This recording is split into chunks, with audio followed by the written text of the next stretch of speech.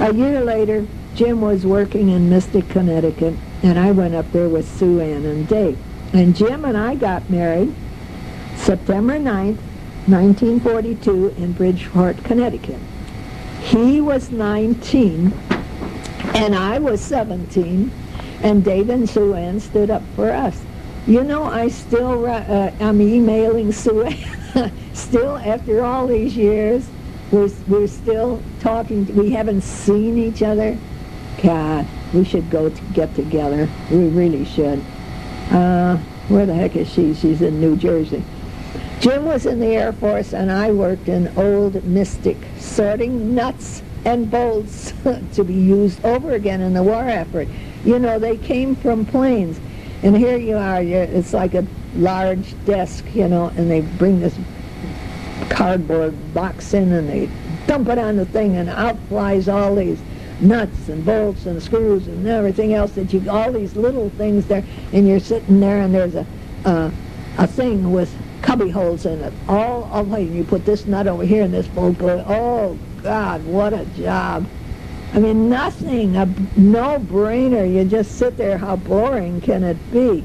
Then I left there, I don't know why, but I went to work cutting cylindrical cardboard to make covers for bombs being shipped overseas. You had a metal bar, and you had a cylindrical cardboard, and you pushed it on the metal bar, and then you reached up and pulled down with your hand, and down would come this machine with 3 blades, or 4, I can't remember, 3 or 4, and then you'd cut into the cardboard. Now the trick was to cut the cardboard, but not let the blades cut into the metal rod that was holding the cardboard, because pretty soon you'd have a metal rod that was all mangled with cuts and you couldn't use it anymore. So anyway, I worked fast, and some of the older ladies came over and they told me to slow down. They said my working fast made them look bad. Now I don't know. I always tried to do my best at any job that I did, and it was very hard to understand their reasoning.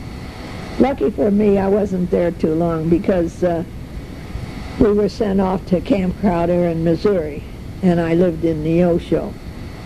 And I worked, this town is built on a square. I worked at Riley's Cafe as a waitress, my first job as a waitress. The owner was Jewish. Why did they call it Riley's Cafe? I don't know. I always thought that was so strange. He gave me, for the first night, he says, you take care of these 3 booths and 2 tables. And I can still remember how scared I was. Oh my God, how can I do this? I can't, all these people, you know. But lucky for me, waiting on tables came easy for me, and I was fast, and I did fine. Now we had, on the square, we're still on the square, we had a 1-room apartment.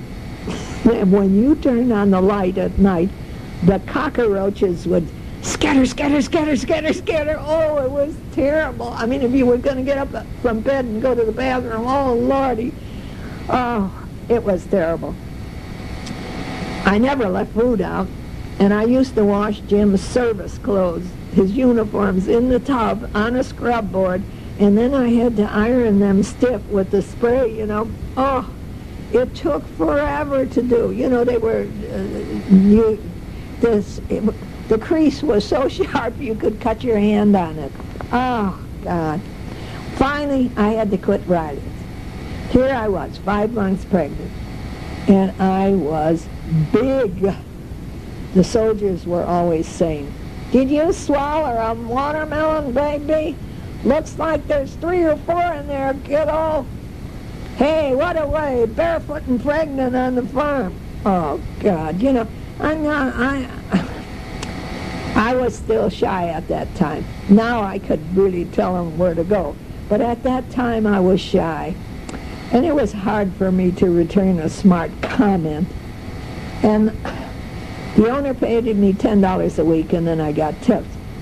And he asked me, "Please stay. I will give you $20 a week."